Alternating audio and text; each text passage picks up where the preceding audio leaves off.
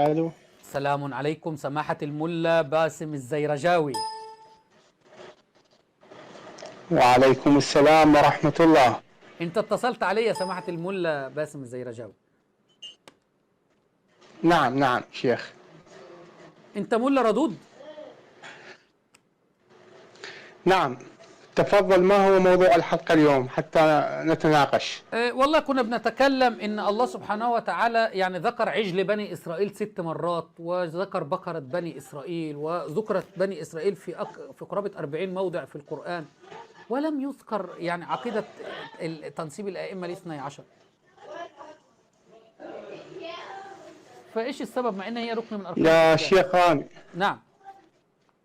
نعم، تسمح لي أتكلم؟ تفضل.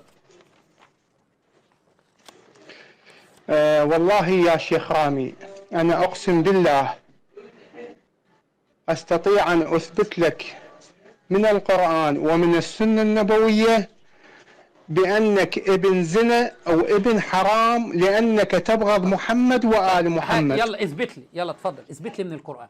يلا يلا اثبت من القرآن. أنا أطالبك بتحليل دي لا ان لا لا اي. لا, لا تعالى تعالى اثبت لي من القرآن. انت بتقسم بالله كذب يا حبيبي. انا ما بزعلش من حد يسبني، واخدين على السب واللعن. سكر الخط الجبان، سكر الخط. تعالى اثبت لي من القرآن يا كذاب. الملا باسم تعالى تعالى اثبت لي من القرآن. سكر بيقول لي اقسم لك بالقرآن اثبت لك ذلك. تعالى تعالى. شفتم قسم؟ شفتم يحلف براس العباس، بكفوف العباس، براس الحسين، بضلع الزهراء، ما يحلفش كده. لكن ما يحلف بالله تعلم انه كذاب. تعالى يا ملا باسم الزيرجاوي يا جبان.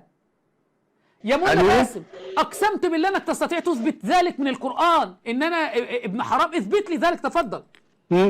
نعم انت ابن حرام. هات بقى من القرآن. يبغض علي بن. هات من القرآن. مش انت قلت لي يبغض علي ابن حرام وانت بتتهمني ان انا ابغض ابن علي؟ هات من القرآن. عليه واله وسلم يا علي لا يبغضك. بتكذب ليه؟ قلت انك هتثبت ذلك من القرآن يا كذاب. بتسكت ليه؟ مش انا اعرف اثبت لك. طيب هو الامام بيقول الناس جميعهم اولاد بغايا، يعني المرأة شديدة الزنا، ما خلا شيعتنا والاخبارية يرونكم انكم ليستم من الشيعة. الاخبارية القم والطوسي والمجلسي. فانتم ممكن انا اتهمك اقول لك انت امك كثيرة كانت بغي، يعني كثيرة الزنا عياذا بالله، واثبت لك ذلك. والاخبارية يتهمونكم بذلك، الاخبارية يتهمونكم بذلك لانهم لا يرونكم شيعة، لانكم اصولية. تستطيع ترد عليهم؟ انت اثبت لي ذلك من القرآن او اعتذر. قل انك اقسمت بالله كذب. بيكنسل، بيسكر الخط. تعالى يا كذاب.